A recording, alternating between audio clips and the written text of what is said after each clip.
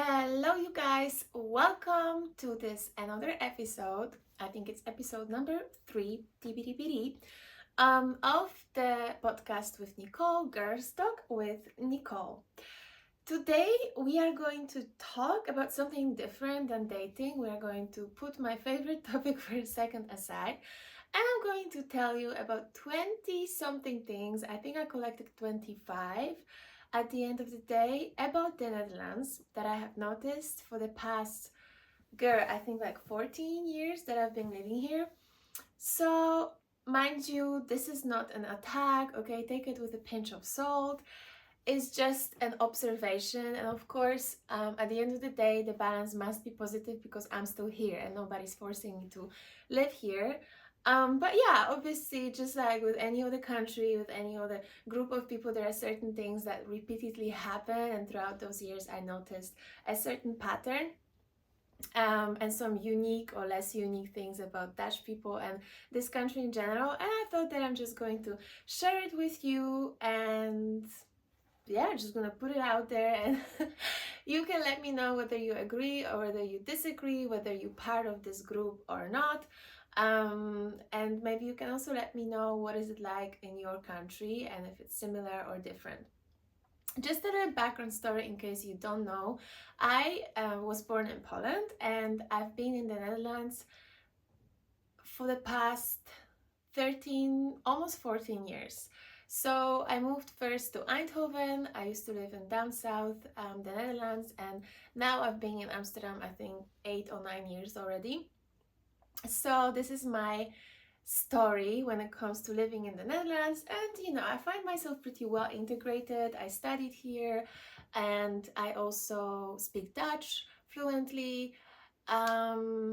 So yeah, I feel like I'm pretty reliable person to say things about the Netherlands. And obviously, you guys, it's not like everybody's the same, right? Like people are still different. But yet again, all I'm saying is that I'm about to just tell you some things that are kind of considered like they're seen quite often in the Netherlands. Okay, I feel like my disclaimer was long enough to make sure nobody gets hurt. And again, I don't even know why I'm freaking out like this, because I don't think those things are negative. I feel like most of them are actually quite cool.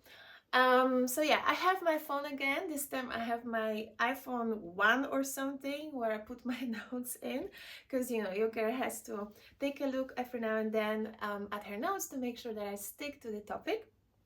So without further ado, let's jump straight into it. Let's start from number 1, the most important thing in this country. Drum rolls, please. Tikkie. So, if you are not from the Netherlands and you're not familiar with the concept, let me explain to you. But one thing that has to be said is that Tikkie is very important in this country. Now, in case, again, you don't know what Tikkie is an application that I don't even know for sure, but I can bet was invented by a Dutch person. So this application is meant for people to give each other money back. So basically, if we go, for instance, to a restaurant and I pay the bill, I can send you Tikkie, meaning like a little link that you can click on, and then with like 1 or 2 clicks, you can pay me money back. So it's just very easy and convenient way to give each other money back and to ask for money back. And that's great. I love it. It's super convenient, super easy, no drama. But the thing is that some people in this country will send you that Tikkie. That's what we say, like send me Tikkie, which means send me a payment request. They will send you a Tikkie for like 50 cents. And I find it so low because come on, girl, like 50 cents. And I swear to you, it happened to me. I'm not even speaking of like secondhand experience, but it happened to me when I would like go out with somebody. It was a girl that I was friends with, was very important. So we went out to cinema and I think she bought tickets and I bought popcorn and cola. So eventually the balance was that I would owe her 50 cents, like, she was like 50 cents plus, and she sent me a Tikkie for 50 cents. And I'm like, girl, because, like for instance, with my other friends, like with my Polish friends or South American friends, we don't bother with those things. It's just like, keeping it more or less even. Like you pay sometimes, I pay sometimes, it's all cool. But yeah, not everybody's like that. And yet again, I must mention that my friends that I have, that like my Dutch friends that are in my circle, are fortunately not like that. But you see it a lot of times that people are very tight with their money, period. And one thing that is good about it, in my opinion, is that because they are tight with their money, they're also good with their money. From my experience, a lot of people who were born and raised in the Netherlands, they're very wise with their money. They don't spend money or useless things. They're very good at saving. So that is actually very good, in my opinion. Same when it comes to traveling, for instance. Dutch people really, really love to travel. Here you have another point, number 3, by the way, I think.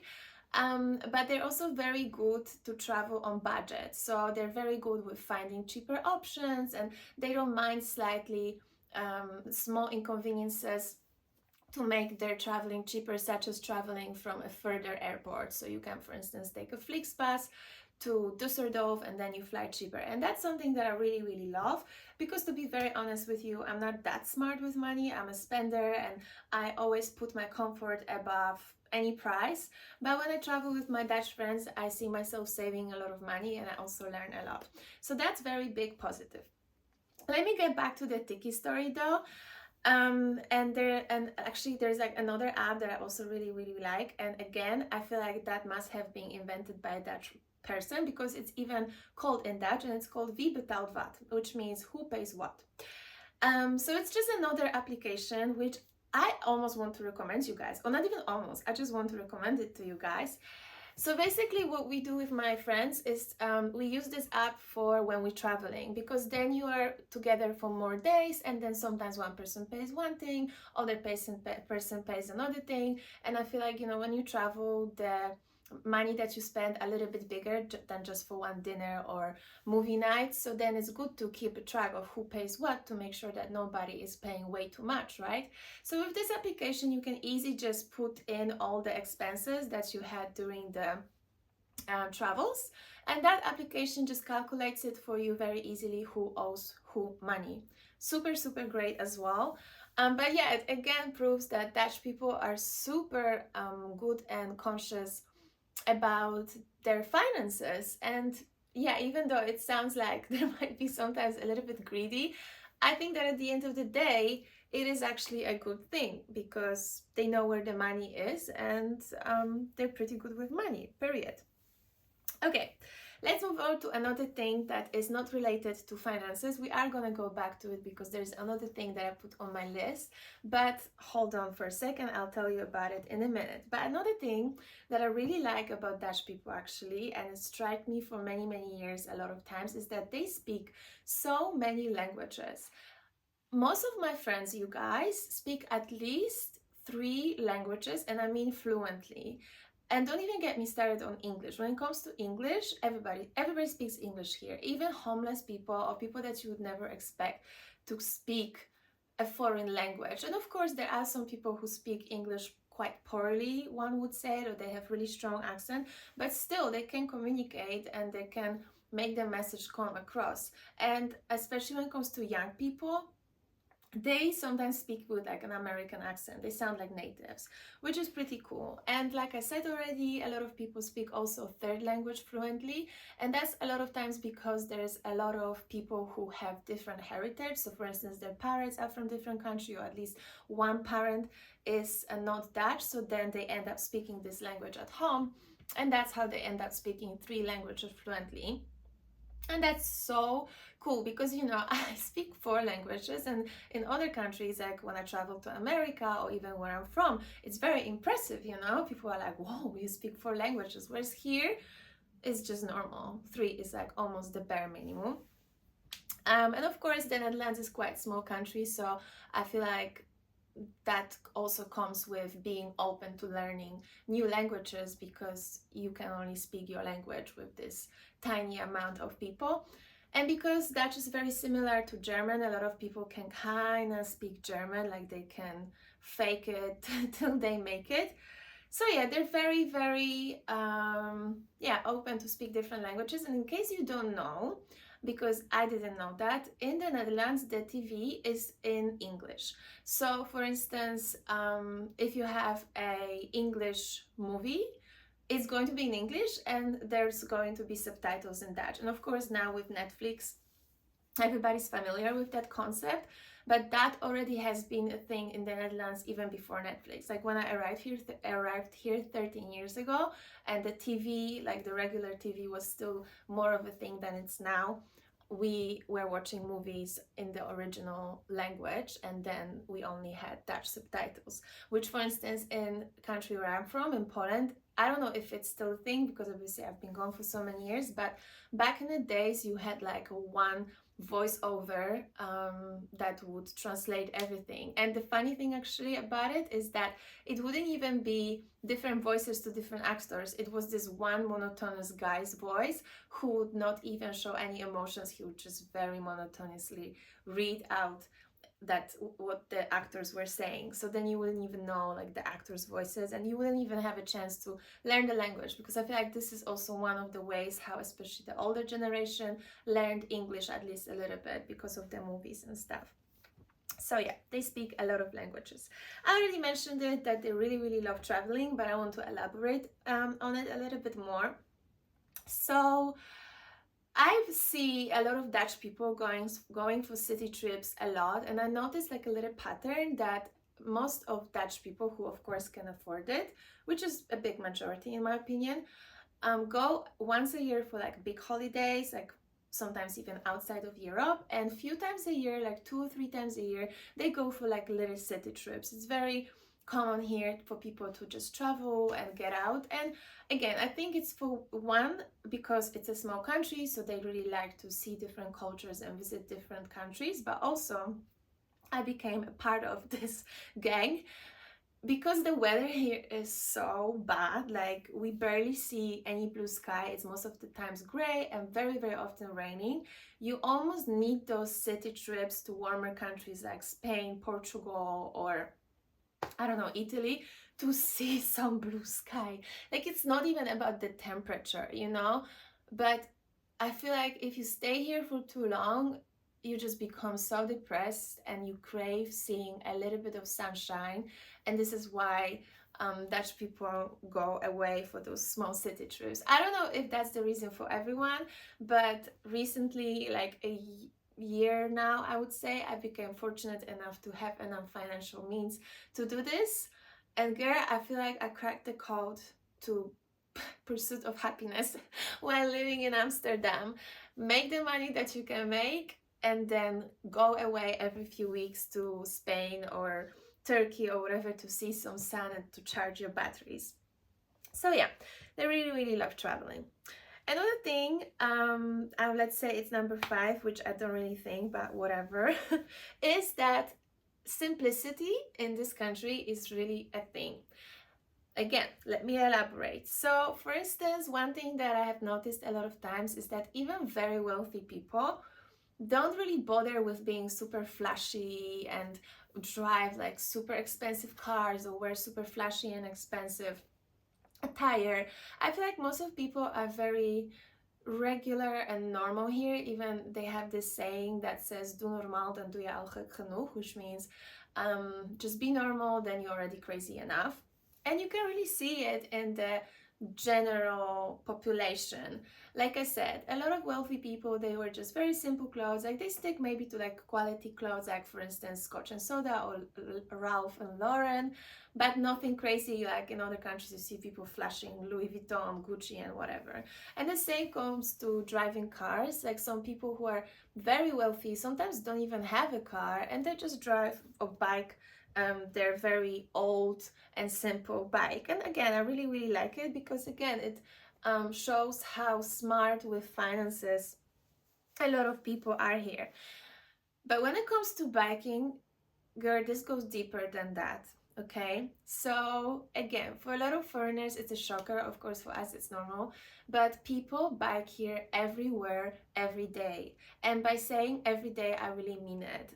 Even if it's the worst rain, snow, whatever, some, not all obviously, but a lot of Dutch people will still bike because they're like, well, it's just rain, and they're obviously used to it from being very young. But when I came here, I was just shocked because, I mean, to be very honest, I don't like biking. So now I have an electric bike, which makes it way easier because it's very much, yeah, it's very easy to bike with it. You don't really have to put any effort, and you way faster as well.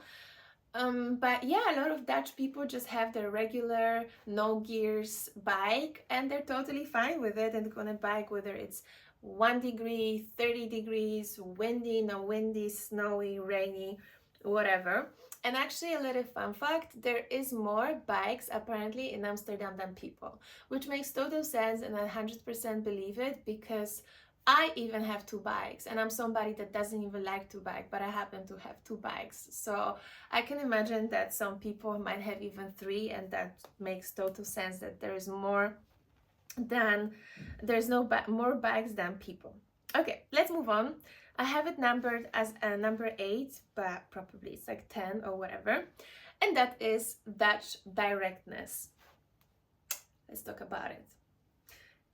That's a little bit tricky one, but I'm going to say it. So, Dutch people are considered to be very direct and blunt, as in they speak their mind and they will always say what they think. You have a lot of memes about it, and you hear also a lot about it from people from abroad who heard it or experienced it. Cool. But to be very honest, throughout those years that I have been here, I noticed that sometimes, okay, it's being direct and speaking up your mind. I love it, and I'll tell you about it in a second. But sometimes it's just being rude. I really feel like sometimes they kind of like say that it's being direct, but actually, to be very fair with you, it's just being rude. And sometimes it's just unnecessary, you know? Like, I was raised with this principle from my parents that goes like, if you have nothing nice to say, then don't say anything. And I don't really think it's the best thing always, but I feel like sometimes some people could use that one instead of being direct and blunt, because sometimes you don't really gain anything besides hurting others people's feelings. However, let me tell you something before you come for me. I definitely have learned in the Netherlands to stand up for myself more and to set my boundaries. And that is because of being direct and speaking up your mind. So there is a positive about it, and I think that sometimes it's very, very useful, but not always. Sometimes I feel like it's just being rude and it's just unnecessary, and that's my opinion, period. Okay, number 9.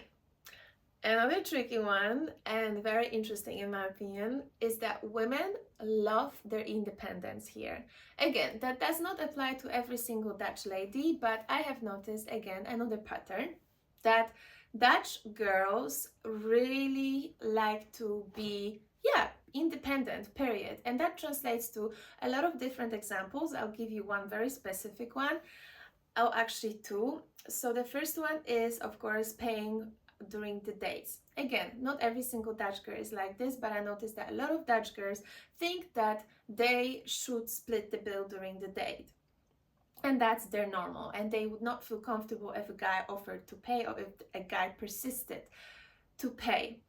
And of course, maybe you're also familiar, there's this saying called going Dutch. And that means basically splitting a bill in half. And just the fact that it's called going Dutch shows that what I'm saying is not false. I mean, it came from something. So yeah, so pay. So let's talk about it a little bit later. But yeah, splitting the bill is also a very much thing here. But another thing about women specifically is that a lot of girls here, they're so I want to do it myself type of girl, and they wouldn't even let a guy to help them or to do stuff for them even if he offered. And one specific example that I have and I'm going to tell you about, which shows the cultural differences between my friend and I so much, is I feel like it's going to answer all your questions. So listen to this. My friend, let's call her Anna. It's not Anna, but I want to throw the real names. She's Dutch, and she's somebody who really likes to do everything herself, also at home. Like, she would paint her own house, and she would, I don't know, put her furniture together. Just a little information, I'm total opposite. I hate everything that has something to do with like a masculine energy, aka building or painting, anything to do with cars. I'm very girly girl. You can call me Eastern European girl when it comes to that, okay? Bueno. So my friend Anna is the total opposite. She always does her things herself, and she wanted to build a frame for her mirror. So she went to a building store to ask for a piece of wood to build her frame, and the guy that was working there told her that it's very difficult, and he asked her if she's sure that she can do it. Now, for me, if I went to a store and asked for something like this, I would think it's normal, or I would even get upset that the guy didn't offer help to me. But my friend Anna took it as an offense that this guy asked those questions, because she thought that he suggests that she cannot do it because she's a woman. And she got very upset. And when she told me about it, I found it so intriguing how our perceptions of the same situations were so different because of the cultural differences. And yet again, it was just one of the 150 examples, obviously, I've seen in this country that reassured me that women here are very independent and they don't want to be told how to do things and stuff. Another example that I also have, and I just remembered, is when I was in a restaurant one day, and then I saw two employees, a girl and a boy, walking to a storage, and then they went outside with milk and I think toilet paper. And guess what? The guy was carrying toilet paper and the girl was carrying like 12 liters of milk. And I found it so, yeah, again, intriguing, I would say, because I thought to myself, if I worked in a restaurant and then I would work with a male colleague and we would go get something at the storage, there's no way on earth that I would let him have the toilet paper while I'm carrying 12 liters of milk. Bro, hell no. And that is not for me to, it's not because I think that women are weaker. I mean, physically, a lot of women are weaker than men, you know? I mean, come for me if you disagree, but that's just biology, you know? Of course, there are women who are stronger than some men. By default, I would probably be way weaker than a guy more or less my size, you know? So that is just a fact in my world. I don't know about yours. But that doesn't mean that I feel like I'm a less of a person, I'm inferior, you know. Of course, I still believe very truly that women deserve to have the same rights and that we are on the same position. It's just about that, yeah, physical aspect, like you're stronger, so if we're together, you might as well help me out and take the heavier thing. And again, I still have this kind of Eastern European, I would say maybe leftovers of the principle that men are there to sort of, I don't know, I can't find the right word, but yeah, all those things, like a guy should help me out to put the bike up if he sees I'm struggling. I do like when men open the door. A guy should pay for first date. So I don't know what would be the specific word to describe this situation, but I'm on that team. Anyways, maybe I can do another episode about dating differences in Poland and in the Netherlands. But okay. The point was that women here are very, very independent, and like I already mentioned, a lot of people like going Dutch on dates, which I personally find offensive. And since I'm already on this topic, I know it wasn't supposed to be on dating, but just for you to understand me correctly, to not misunderstand me, I would say, look, I don't think that a guy has to pay for me all the time and that the guy has to take me out for the most expensive dates. No, but especially that first date, I feel like you should invite me, that's for one. And when you're inviting me, you should pay for it. And it also, I think that first date, by the way, should be a cheap date. So it should be like coffee or tea or whatever. So then if you ask me out and we're going for coffee, I think you're not going to get much poorer if you pay for coffee. It's just a gesture. But yeah, a lot of people here disagree, and that is of course okay, because at the end of the day, everybody can find their match, right? Okay, let's move on to a different topic, and that is the work-life balance. So in general, I've noticed that especially comparing to different countries, the work-life balance in the Netherlands is pretty decent. It's pretty good. A lot of people work 4 days instead of 5, and a lot of people, when they work in the offices, they wouldn't be staying working extra hours till I don't know what time, because for a lot of Dutch people, work is just work and they're not here to live to work. And I really, really like that actually. However, I have noticed a recent trend, I would say, especially in big cities like Amsterdam, that there is a little bit of chase. And I think that's this I'm in my 30s kind of crisis where a lot of friends of mine who are in similar age have this feeling that at this age they should have already bought a house, they should have decent and set career.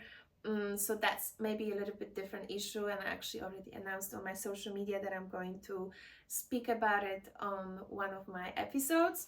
But overall, again, especially if you compare it to different countries, I feel like the work-life balance is still pretty okay here.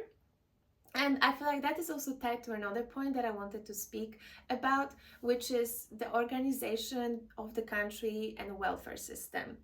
So, if you work for a company, again, I don't know if that's a thing in different countries because I never been a grown up in different country, but what I really like in the Netherlands is that, for instance, if you work in a company, every year you are going to get money for holidays. That would be around May, and the amount would be approximately, I think, 1,000 euros. And that's called, like I said, holiday money, and that's basically amount of money that I guess your company is saving for you throughout the year to give you once a year so you can afford some holidays. And again, I think that's why people here travel more, because they have it almost pre-organized for them. So I really like that. And there's also a lot of other things that show that, again, this country is quite well organized. Of course, it's not perfect, it's by far not perfect, but for instance, also if you don't make enough money, or if you make, I think, below 27,000 euros a year, you also have a lot of subsidies to help you pay your bills. For instance, you get subsidy for your rent, few €100. You also get subsidy for your health insurance. So just to give you a little picture, health insurance in the Netherlands costs more or less 110, 150 euros per month. It's obligatory, but if you don't make enough money, the government is going to return you, I think, like 80 euros, which again, I think is pretty cool, and I don't think it's a thing in every single country.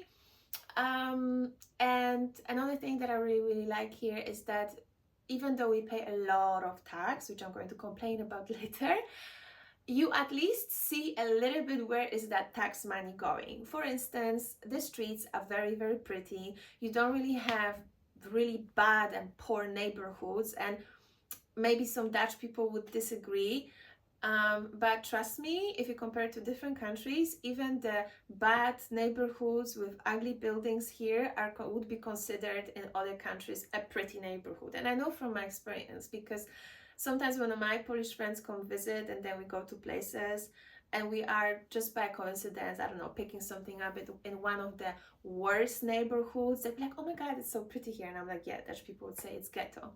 So trust me, this country is very well taken care of when it comes to buildings, streets. You don't really have a lot of abandoned buildings. If something is out of service, like some building is not used anymore, I noticed that Dutch government usually takes care of it by putting some people to live there temporarily, or letting people have some temporary businesses there. So yeah, I think that's really cool. However, like I already said, I think the fact that this country is so pretty is only right because, girl, the taxes that we have to pay here. And again, I guess people pay taxes all over the world, but I kind of grew up in the Netherlands and my first grown up experience was here. And up to this day, it hurts my soul. Every time I get a blue letter, which everybody hates because that means it's a government tax service letter, I'm dreading. And yeah, so yeah, you have to pay a lot of taxes in general, and then you have all these taxes for trash. I guess it's a common thing all over the world. But then we also pay a huge tax, few €100 per year, for water. And I don't know if that's a thing in every single country, just because we can drink water from the tap. Woo! So yeah, another fun fact, tap water is very drinkable, and it's pretty nice, to be honest. Because when I compared it with UK water, when I traveled to UK a few times to see my ex, I actually didn't like tap water there. It didn't taste good. And then I started appreciating the very expensive tap water that we have here in the Netherlands. Okay, let's move on to another topic. I already talked about being normal, but let me talk a little bit more about it. So I already told you that we have this saying, doe normaal, dan doe je al gek genoeg, which means basically that Dutch people just like to be basic, you would say, or like just normal, not too crazy. And that is true, I think, especially in smaller towns and cities. But when it comes to Amsterdam, I think it's a little bit different, because I feel like in Amsterdam, you can be as crazy as you want and nobody's going to care. And that brings me to another point that I didn't put on my list, but I think it's very important to mention, especially for foreigners, is that Amsterdam is very poor representation of the Netherlands as a whole. Maybe not poor, but not right. Because, you know, a lot of foreigners, when they visit just for a few days, they would probably come only to Amsterdam, maybe see Rotterdam as well. But those two big cities are not exact representation of what the Netherlands is as a whole. Because to be very honest, I think that actually, and again, I might be wrong here because I'm not that interested in it, but I have noticed throughout the years that actually big cities are minority in the Netherlands, because you also have a lot of, not rural areas, but you have a lot of very small towns where you have a lot of farmers, and there the mentality is way different than what you see in the Netherlands. Like, for instance, like I said, being basic and keeping it normal and not too crazy is actually main thing in the Netherlands. But in Amsterdam, if you look around, you could disagree, because like, well, in Amsterdam you have so many crazy people. But yeah, mind you, that's because it's Amsterdam and it's very different. And the same in Rotterdam. So yeah, overall, I feel like Dutch people love just keeping it regular, nothing too crazy. I already spoke about the taxes, so let's move on to number 15 on my list, which is making appointments. Girl, again, sometimes I wonder if it's just maybe a grown-up thing. When you're adult, that becomes a thing that you have to make appointments with your friends. But I still would persist that Dutch people are people who really love making appointments. So by default, there's no way that you can just hang out with a friend spontaneously. You have to get your agendas and scroll and scroll and scroll and scroll and find that one magic day when both of you are free, and then you schedule it in, okay? Overall, everything here is through appointment. Like, appointments is just one of the most favorite thing for Dutch people. And yeah, that brings me actually to another topic, which are friendships. So I noticed again with a lot of Dutch people that you cannot just pull up to somebody's house. It really will take you many, many years to get close enough with someone to be able to come to their house. Otherwise, you're just going to be having those meetings and appointments outside in the cafes and stuff. And again, I'm not saying that every single Dutch person is like this, because I have Dutch friends, like for instance Lily, where I can just probably even call her right now and be like, hey, you home? I'm gonna be there in an hour, and I can just pull up and sit on her couch and chill. But by default, that's really a no-go with Dutch people, even if you're quite close friends. So yeah, it is what it is. And I think it also shows to the fact that connects to the fact that Dutch people are a little bit distant and not very community oriented. Also, when it comes to family, I hear a lot that Dutch people are not very close with their extended family. So, for instance, in Poland, or my personal example is that I really cuddle with my mom, and I'm very close with my mom, and same with my grandma. Like, I call my grandma and I cuddle with my grandma. But I noticed that a lot of my Dutch friends are just not like that. Family for them is just, we're family, cool, we see each other, but we're not really that affectionate and lovey-dovey with each other. And so I totally understand why they would be like this with friends as well, like a little bit more distant and cold, I would say. And that actually brings me to another point and another story that I actually experienced is that, again, if you show up at your Dutch friend's house, don't, but if by any chance you do it and they would be having dinner, there is a high chance that they would literally tell you to wait outside or to wait wherever because they're eating. Again, there's nothing crazy and nothing wrong about it if you grew up here, but coming from Eastern Europe or South America, that is kind of different than what we used to. Because if that happened in Poland, that somebody would just show up in your house and announced, or they would be in the neighborhood and be like, oh yeah, I just decided to pass by, and you would be eating. What Polish people would do, or South Europeans or South Americans, is even if they don't have enough, they would scrap through their plate and share their food with the other person to make sure that they're eating with us. But yet again, I think it's the combination of the distance, appointment mentality, and also Dutch directness. Dutch people will be like, well, I'm sorry, I'm eating right now, come back later. Cool, all good.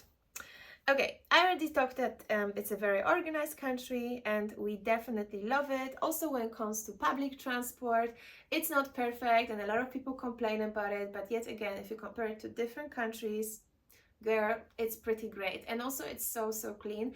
I remember when I came to the Netherlands and I was traveling by train for the first time, I had to double check whether I am really in the second class, because second class looked so bougie to me already that, yeah, I just had to double check. And now I drive more or I bike, but every now and then when I take a train, I'm still impressed. I'm like, damn, it's so cute and so clean, and I really, really like it. And then I remembered about all those taxes that I pay.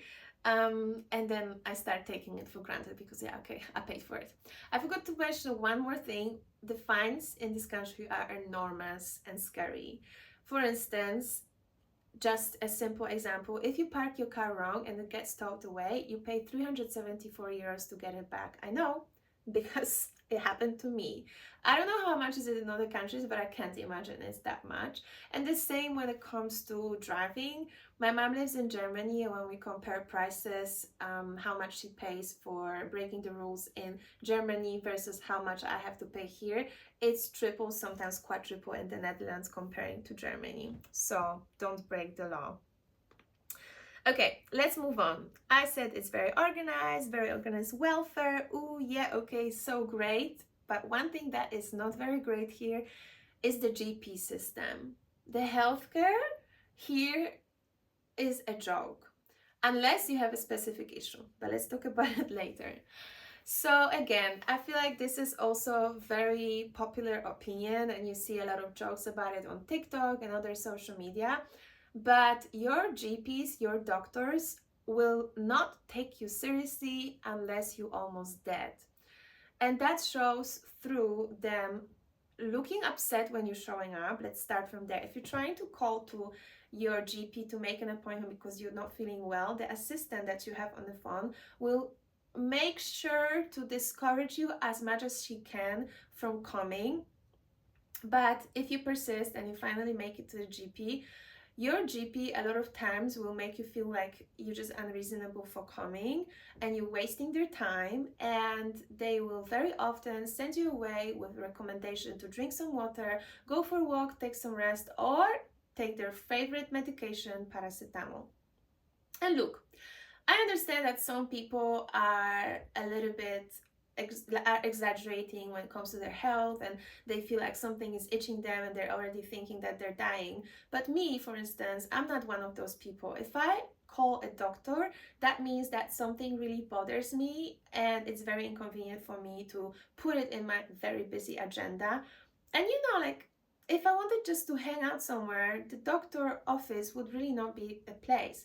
But because of this system here where people really make you feel like you're just being crazy and annoying by coming, I really reconsidered 20 times when calling a doctor. And every time I have to call a doctor, I always feel almost anxious that I have to bother them. And there were a lot of really sad examples that I have seen right in front of my eyes where people were struggling and there was something wrong with their health, and they would be sent away by the doctors over and over again, and not to make it very drastic and dramatic, but they died because it turned out way too late that they had very serious health issues, and then it was too late for them to save them. So that's very sad and very annoying. There are nice doctors, like after all those years, I found a reasonable one who makes me feel a little bit less guilty when coming, and I feel like I have two doctors, they just kind of switch. I feel like they do take me serious when I show up, and I usually get what I want, but it's also because, again, I have learned to stand up for myself, and I come in very strong to the doctor's office. But yeah, I hear a lot of very, very sad and horrible stories. And actually, recently, because of my ex-boyfriend, I understood what is very likely the reason for it. And that is, of course, boom, shocker, money.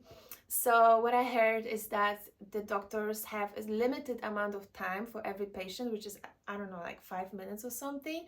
And also, it's very frowned upon if they prescribe you too much medication or send too many people to a specialist. So they really have to be very, very strict with it. So it's just a faulty system, I would say, because it's not like the doctor doesn't want to help you, but they have some people and some rules above them that will put them almost in trouble if they take you too seriously and spend too much time on you, which is very sad. However, like I said, if you have a specific issue, like for instance, I had my ACL injury, then you are going to be taken seriously, and I feel like you are going to be taken care very well, taken care of very well.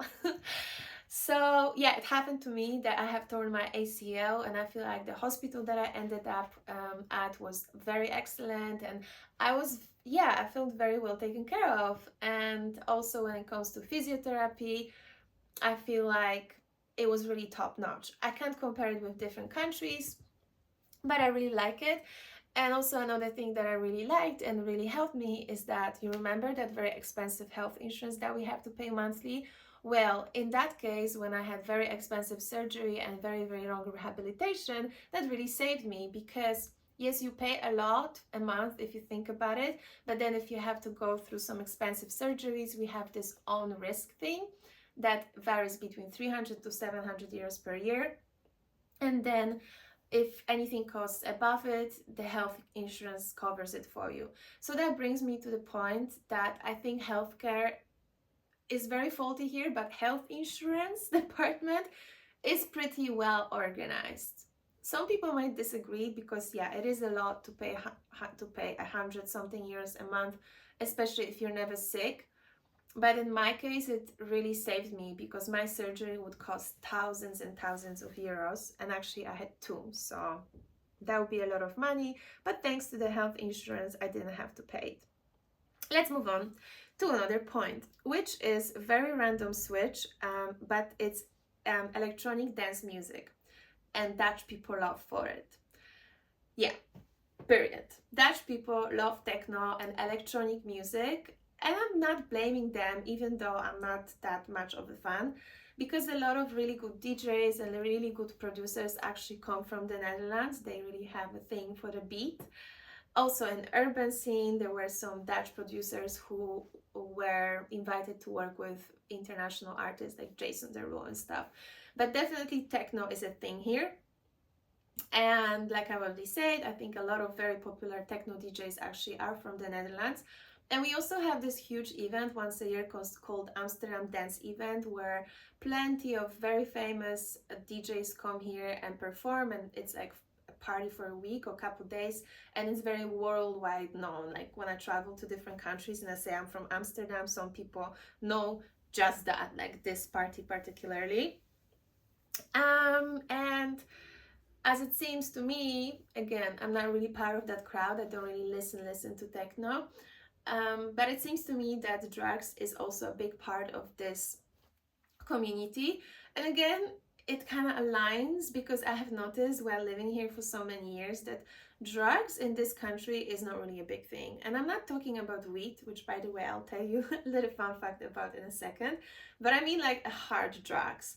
Of course, they're illegal. Don't let me spread misinformation, but for instance, when I used to work in the clubs and I would be hosting at the door, I would see that when security checks people, and there would be people having some drugs like ecstasy with them or whatever. They would not really get arrested. The drugs would just get confiscated and put in this little box that the clubs had that would be for drugs, and then it would be sent to police station or something, supposedly. But nobody would get in huge trouble if they have a little drugs with them, just, you know, a pill or something. Whereas I feel like in different countries like Poland, you would go to jail, maybe not for a year or something, but I feel like you'll definitely get arrested if you have ecstasy on you. So yeah, that's something that I noticed. And even on dating apps, I was on Hinge. I don't know if that's a worldwide thing, but I noticed that one of the questions that you can ask is, next to whether you drink alcohol and smoke weed and cigarettes, is whether you do hard drugs. So yeah, that's how normalized it is, that you just put it in dating app, like, oh yeah, I'm 32, I'm 168, yeah, I do hard drugs once upon a time. Cool. But you know, to be very honest with you, I feel like just because it's more accessible, I feel like it's more likely to be controlled, and then the quality also is better. And so people, when they do take drugs, they take quality drugs, which I guess won't make them get very sick, right? I don't know. I guess that would be like one positive. And as I was talking about soft drugs like weed, a lot of people think that it's legal, period. But actually, it's a little bit more complex than that. I'm not going to be explaining it now. But basically, the way it works is that it's not legal to grow it and to sell it, but it's legal to have it, like a little bit. So there's just like a little loophole in the system, but that's a misconception to say that weed is legal in the Netherlands. It's a little bit more complex than that. So here you have a little peeny weeny fun fact. Another thing that I have for you guys when it comes to people, Dutch people loving things, is their love for cheese. Yo, Dutch people love their cheese so much that it's kind of funny. An example that I have for you guys that illustrates that love is when I was traveling with my Dutch friends to Jamaica for a few weeks, like 3 or 4 weeks. Those girls packed their cheese with them because apparently they couldn't live without cheese for a couple of weeks. And to me it was kind of cute and funny because, you know, there are things that I really like when it comes to food, but there's absolutely nothing on this world that I can't live without for 4 weeks. Like, I'm fine, I don't have to pack it in my luggage. But that basically illustrated for me very well how much Dutch people love their cheese. Cute. And again, not blaming them because cheese is good here. So all good, you guys. Okay, that was, I think, one of the last things. Oh no, there are 2 more, very random and unrelated. So let's start from the love department. One more thing that Dutch people love is the Formula One. It's such a big thing here. And again, I'm not interested enough to understand whether it's because they have something to do with Formula One specifically, but I really noticed that it's a huge party here. And what I do know though is that there's this one Dutch driver that's apparently doing really well right now, which makes Dutch people, I guess, love it even more. I forgot his name because I'm not very good with names. But yeah, I feel like the Formula One is really big thing here, just like football as well. I guess because Dutch team is doing pretty well. And also, now that I'm saying it, I kind of realize that I feel like football is a big thing in every single country when there are like games and stuff. I think most countries are getting excited and stuff. But yeah, so in the Netherlands as well. For instance, our color is orange because of the last name of the king, I think. So the national color of the Netherlands is orange. So when there is something special happening, like for instance the Formula One or football, you see in the supermarkets like orange cakes and orange hats and all this accessories that you can purchase to show your love and support to the country. Oh my god, there's another thing. Now I'm just having all these things popping that I didn't put on my notes, but I think one cool thing to mention is that the Netherlands apparently has been first country that legalized gay marriage in the world, and that also shows in their celebration of Gay Pride. So the party on the Gay Pride is amazing and huge here. You have a lot of people on the boats, on the canals, partying and celebrating, and the whole city turns into a little bit of a madhouse in a good way, because people are wearing the craziest outfits and everybody's just so friendly and so fun, and yeah, just celebrating and having fun. And of course, I'm not saying that it's perfect, because you hear stories where queer people are still struggling and not being taken seriously or treated equally. But I do think, from my perspective, that the Netherlands is doing pretty okay job when it comes to gay rights. And yeah, like I said, the Gay Pride is very big, like hugely celebrated here in the Netherlands. And another thing that is very, very hugely celebrated is the King's Day. Yeah, so we have a King's Day, you guys, once a year. It's a king's birthday. And that day is, I think, more important than Christmas for some. Because the thing is that here in the Netherlands, you don't really have a lot of public holidays. I feel like, especially comparing to my mom's country, as in like Germany, we don't really get days off like the official ones. The only time where everything is closed and people are off, as in like as many people as possible, would be, I think, Christmas Day, like the first Christmas Day and the first New Year's Eve. And other than that, it's just not a thing.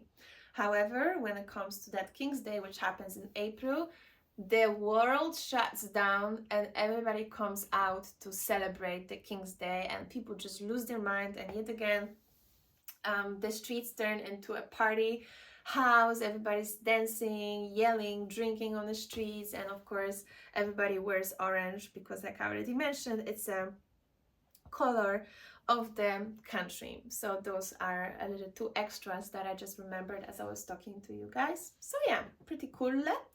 And the last thing that I wanted to close this podcast with is a therapy. I think it's also a trend in general in the world, a really good trend, but I feel like the mental health in this country is pretty well and seriously taken. Sadly, though, the waiting lists are way too long when it comes to therapists, but at least I feel like Dutch people are not ashamed to ask for help. So a lot of people in the Netherlands have been to therapy or go for therapy or have been waiting for months for therapy. But yeah, I really, really like it that people are a little bit more conscious and aware that healthcare is something that you really, really have to take care of, because I feel like in some countries, again, like for instance in Eastern Europe, it's still a little bit of a taboo, especially with the older generation. Like my mom would say like, oh yeah, go for therapy, I totally support it, but I don't need it because I'm strong. So they still associate the therapy with being weak rather than being strong, because you're able to face your problems. And by they, I mean our parents from Eastern Europe. But here in the Netherlands, I see it not being an issue, and I see a lot of people doing it, and I really, really love it. So yeah, those were the things on my list that I had. As you can see, I feel like there was a lot of positive ones, and some things are a little bit more negative, but nothing is perfect. So let me know if you're Dutch. Let me know if I represented your country accurately, or if you totally disagree with me. And if you're a foreigner, also let me know if you agree with me and if there's anything else that you notice about the Netherlands that I didn't mention. And if you're from a different country, let me know whether some of those things are similar in your country as in the Netherlands. And yeah, other than that, I just wanted to send you lots of love. I thought that this podcast is going to be like 30 minutes, but now I see that I was ranting for almost an hour. Oops.